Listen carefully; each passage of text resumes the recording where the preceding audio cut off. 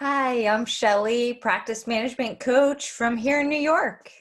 I'm Melinda. I'm here from California, coach and consultant, and we're here with Cris Sgrott, organizing Maniacs. And Cris is back with us. Thank you so much, Cris, for being with us today. Hi, ladies. It's good to be back. Yeah, great. Well, it was so good the first time. We're like, let's go to the next level. Right?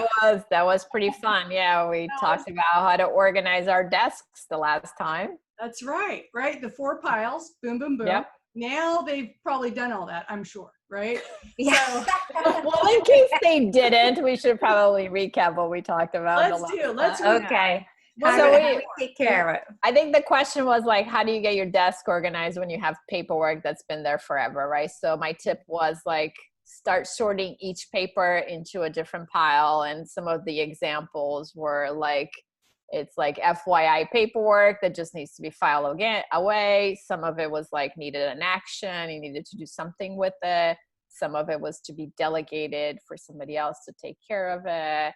And then there were some other miscellaneous, piles that just kind of needed to like be specific on where they were going and what they were getting done to it. And I think Shelly mentioned something like a continuing education credits or either in the past or in the future. She mentioned licensing. She mentioned inspection of the equipment and things like that. So that was like a pile that needed a little bit more finessing and work on. Yes, exactly. That's exactly right. So now we're going from those piles to what's next. Yeah. And I love this. Don't you, Shelly? It's waking up paperless. Presto. Yeah, presto. Yeah, presto. A few years. All these dentists have done it for the patients. Now, what about them? This is the next level. It's their time. I know if I had $1 for every time people said, can you just make me paperless? I'd probably be rich by now. But the truth is that is probably really never going to happen, right? Because there's still a certain amount of paperwork that comes into our lives that we have to manage in some sort of a way. There's also email, which we don't think of it as paper, but some of it has a component of like, I need to keep it, I need to use it, and I need to do something with it at some point. So how do you help us get over our fear? Because I know I want to touch it because I'm afraid, will I be able to find it? So how do we go to that level? So I think like you and I both know that I have a fear of losing things too. And I'm actually, for a person that helps people get rid of paper, I print quite a bit. I do too, Cris. I'm very tactile. I like to read it on paper. I don't like reading articles online. So I tend to print a lot of stuff. I do have a very large recycling bin. So I try to like move that stuff from my desk regularly. But there's a substantial amount of what we get and what we receive, especially when we're running businesses, that we have to keep for a while. And like Shelly, you and I had a conversation about how like some of this stuff is like very random on the dates and when you need it and what you need as the parts of it. So when I'm trying to help people go paperless, one thing that I feel like I beat the dead horse on regularly is about naming conventions. So whatever it is that you're doing, just be very aware of what you're naming it, whether you're saving it on your computer or whether you're emailing it to somebody in your office, or if you're emailing it to yourself, just be very diligent about what words are you using or how are you using it. And like, I tell people like, go with your brain and name things the best way you can remember. So if you have a piece of paper and you think of it as like the thing that'll get me out of jail, then name it that, right? Because when you're searching, you're like, oh, what is that paperwork that'll get me out of jail, right? So you'll remember to search that way for those pieces of paper. If it goes with your continuing education, name it continuing education, like, or CEUs or whatever your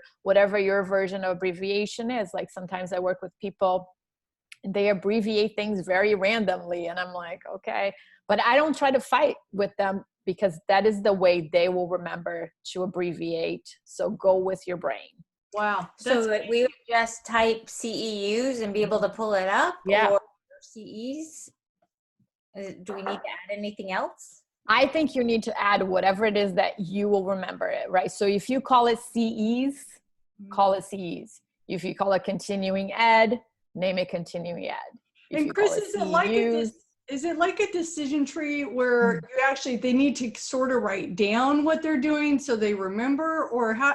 Because, you know, for me, I might not remember from one time to the next, and I might call it something different. That's how, I mean, that's kind of how I do it, right? So so in the old school of filing, right, we used to have like all of these, like, let's just start with like continuing education, for example. You would probably have a folder that would have said education, and then you may have one that says, you know, dentistry of America, or whatever the major organization is for you guys, right? And then you would have like 2020, then you would have continuing education from the spring, right? Correct. So now we, like, the new school of way of filing is like, we live in a world where we rely on searchability, and everybody has done that. Like, everything we own, everything we have should be in the cloud. You're not really storing things on your computer anymore. Our emails live in the cloud, our files live in the cloud, our photos live in the cloud. So you can be a little bit less diligent about having all these folders, and you could kind of dump it a little bit more, right? So you could have a much broader, bigger folder with a lot more files, and you could name it a little bit easier. So in your situation, since you forget what you named it, if your folder was bigger, you can just easily go in there and search for what you have already named. And then you can pick one, then you can copy the same naming convention that you had in the past. Gotcha. If you had to go inside of 6 folders, you probably would never do it the same, because it takes a lot of clicking. That's right. So think the way of the future is less folders, more broad categories. And that includes your paperwork too. That's quite a shift. It is a big shift. So can I do an example? Yeah, give us an example. So I know in our practice, we would have these random sheets that are date specific. For instance, the AVG security system is good for 3 years.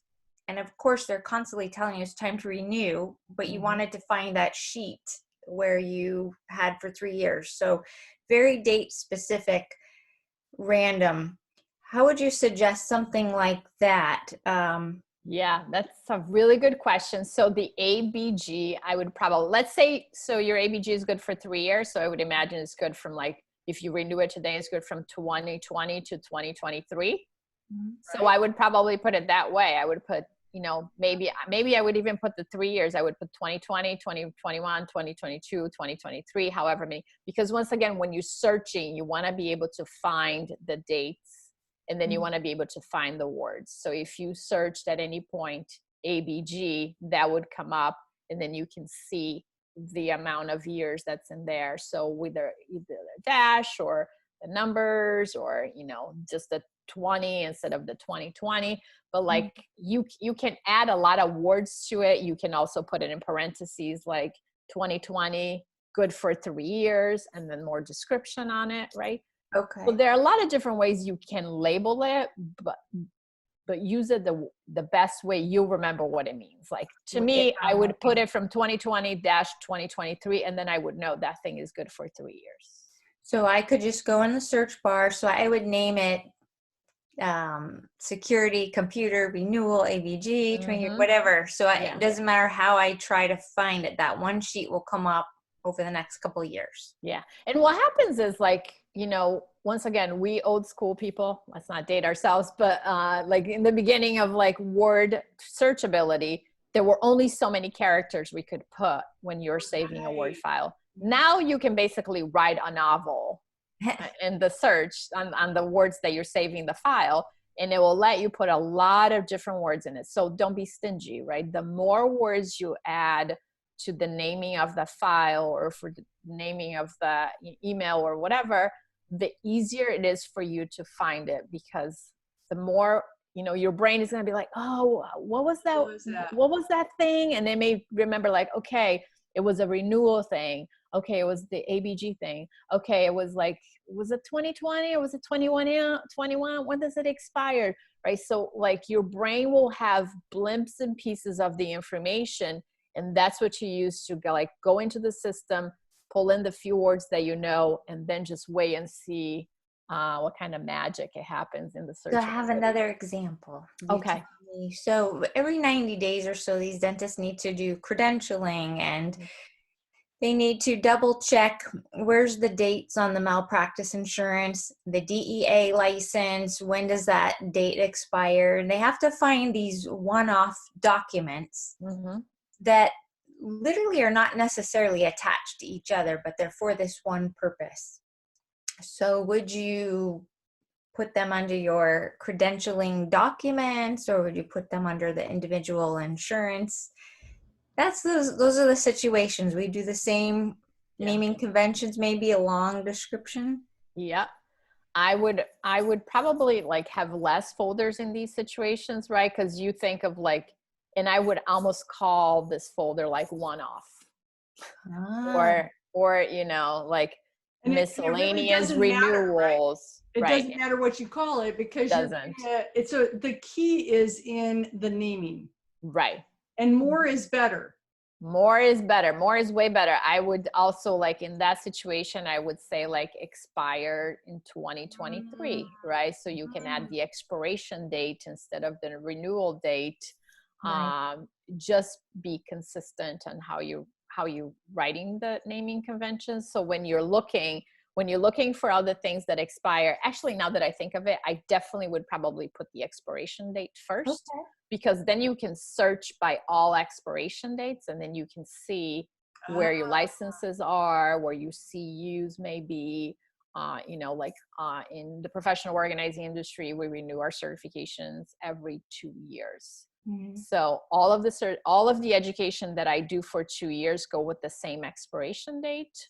So I could name it that way. I have a continuing education folder that I just dump all of these like one things that I go to that could qualify for continuing education. And then when I apply for my continuing education, I look through the file, and I only need to select a small amount of it. I always overeducate over what I need. And then at the end of it, I just, take what I use, and then I put it in a used file, and then I delete the rest because they're completely useless. Shelley, that revolutionizes this, because what they do, Cris, is they know when their license is due or their CEs due, and then it's a mad dash for finding what they, the courses that they took. So that's beautiful. They take a course, they name it the same, right? It goes in the bucket. So when it's time to renew, boom, they just search that and up it comes. That's beautiful. I do have a couple of these folders in my email instead of having it in actual files, because whenever you take a class, they send you a confirmation, and then you fill out I don't know how you guys work, but we fill out the evaluation, and then they sent you the certificate of what you did. So I have one folder for continuing education in my main email, and then I immediately just move these emails into that, which makes it super easy for me to see it. Once again, whenever I use the stuff, then I delete it. Oh, that's excellent. One other folder that I use for that is like, we all have these things. It's like I have a travel folder. So all my airplane tickets, my hotel reservations, my car rentals, if I do any excursions, my United Club passes, I put it all in that folder. So as I have trips, everything is kind of organized in the same folder. And whenever I finish the trip, usually like at the airport, I'll be deleting things that I don't need anymore. So then the folder is always like kind of even with fun things. And whenever I'm feeling sad, I go into that folder too, and I'm like, oh yeah, the trip that I have planned. That you're looking forward to folder, right? It's you're looking forward to. What kind of fun stuff do I have planned in my life? And I was like, oh yeah, I'm going to Philadelphia in 2 weeks. I actually am not. I have to cancel that trip, but I was just looking at that folder. I was like, oh. Yeah. Beautiful. What else, Shelley? What other kind of one-off ideas? Because I think also when you talk about travel, Cris, I think about, we travel a lot. Shelley and I travel a lot. What do we do with all those invoices? Because so we had them in that folder. Now what do we do with all those invoices? Where do we put those? You mean like your travel expenses? Like, tax as mine come in, I file them in a folder like you do, the email piece, right? When they're active, but then now they're not active. Do you already handle that some other way? Normally the accounting part of it, honestly, I handle a lot of my accounting on paper. So I have a person that comes into our office and she reconciles all of our paperwork.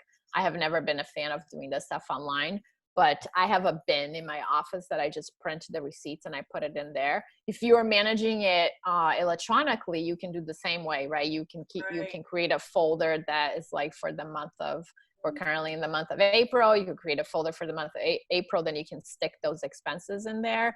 Yep. You can duplicate some of that stuff depending on, like if you're creating it in an actual email, then you can move it into the folder that says travel. If you have an actual file on your documents that you're sharing with somebody, you can go on file, print. There are a couple of different apps, like if you have a Mac, a printing option to create a PDF is an automatic thing there. So it's a printing option. So instead of your printer, you create a PDF, then you can save it directly into that folder. And then whoever is managing your accounting gets the receipt, and then your travel file still gets the receipt. And I have a question, because we haven't addressed where we're storing this. So what are your top 3 places maybe that we are putting these documents? Yeah, so I think some of the, some of the most common things that people are doing now, and I used to assume everybody stored their stuff in the cloud. And if you are not, it's time. It's time. Like, you don't want to be storing busted. You don't want to be storing any of the stuff in your computer anymore. One, because if your computer crashes or it gets lost or it gets stolen, guess what? You cry about your files. And if you're storing this stuff on the cloud, you're going to cry about the fact that you have to buy a new computer, but you'll be up and running in a few minutes instead of worrying about all your files getting lost. So if you're storing this stuff in your computer, stop it immediately. There are a couple of really simple ways to do it. Some of them are free. Some of them, cost you money. Like Google is a great place to store stuff if you're okay with that. I'm not a huge fan because I don't like the way it's organized, and to me it's just purely a visual thing. I'm very visual, so I don't love it. But if you are okay with that, they literally give you a substantial amount of storage space for free.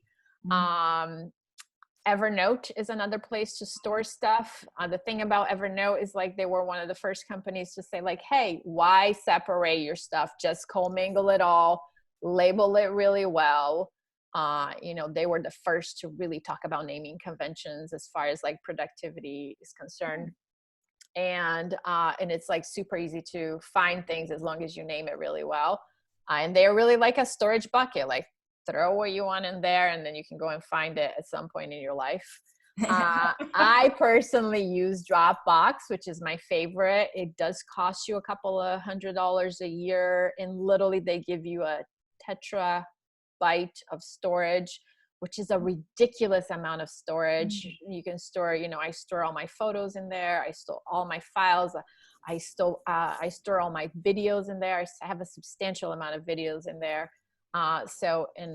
It's like the endless pit of storage.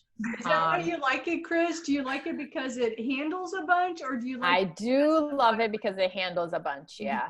I love it because also, I have an app. I have an extension on my computer, so I can easily go online. Whenever I do presentations, I never carry a flash drive anymore. As long as they have an internet connection, I can log into my Dropbox account. Everything I need is over there.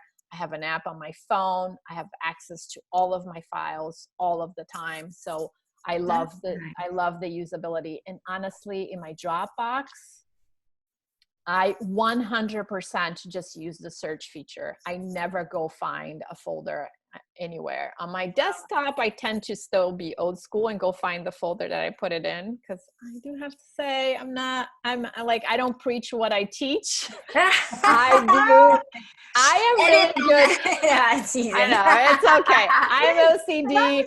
You were perfect. I still believe in folders, but you know what? I'm really good at maintaining them, and I do a really good job at putting stuff where they need to go. So I feel like I'm committed to this process. So I totally do it. But I teach people, like, you don't need any of that, right? Because let's be honest, you are not committed to the storing in the, the 12. For sure. 12 folders down. That would be true for me. I would not keep it impeccable. It'd be just another bunch of messes, right? Yeah. It's like Marie Kondoing your underwear drawer, right? Right. I meet people and they'll have it folded and rolled and tucked and like perfectly aligned. Not me at all. Like, Right. Exactly. That maybe wasn't a good example for just Visual. TMI people. Visual for TMI. sure. There we go. And off the TMI. Oh, well, thank It kind of all comes down to naming. It does. It comes out. If you do a really good job at like changing the way you name things, whether, one, put a lot of words in it when it's necessary. If it has any sort of deadline or dates, or if it's relevant to a certain year, I put a date in it. Like whenever I create presentations, I always put the year in it, because then I'm like, what is the presentation that I did for Chad in the year 2017? I can easily go find that. So if years are relevant, I would put in that. I would use as much description as possible. We talked about using expiration dates, which I think is really relevant in your industry, just because things are very much deadline driven. Continuing education, dates, expirations would be really helpful. Like, don't be stingy with the labeling, right? Just take the extra couple of minutes that will take to label something, because when you go search for it, you'll be really glad you did. It's a mindset shift, I would say.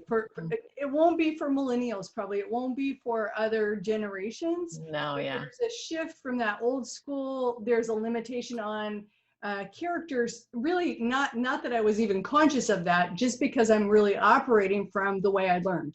And so the shift is, okay, more is better, and figuring out how to name it. Yeah, when it comes to naming convention, more is better. Yeah. Cool. Beautiful. Awesome. Thanks for having me. Go put that into practice now. Yeah, thanks for having me. That was a fun conversation about naming convention. Yes, you're welcome. You're welcome. Nice to have you. And I can't wait to see the amazing results that our doctor owners are going to create, Cris. Yeah, that would be pretty amazing. I think I think whenever we think outside of the box of what we have learned, right? Because I love that you said that we are operating from when we learned how to use Word and searchability and email and the internet. And now there's, I think it's been 25 years since I started using emails. Right. So it's like, we have come such a long way from where we started, and it's okay to let go of the old way. Yeah. And plus there's a sense of wellness. Something about stacks of paper causes anxiety of meaning the amount of work you have, and the sense of a clean desk is uplifting. So if we can do anything to uplift us right now, if we can literally file things away, I think that we'll feel better. Yeah. For sure. No question. Yeah. No more I'll put it here for now piles, people. Okay. You heard it from the master organizer. Yeah, let's just go on a quest to eliminate I'll put it here for now pile. Beautiful. Beautiful. Thank you, Cris. Thank you.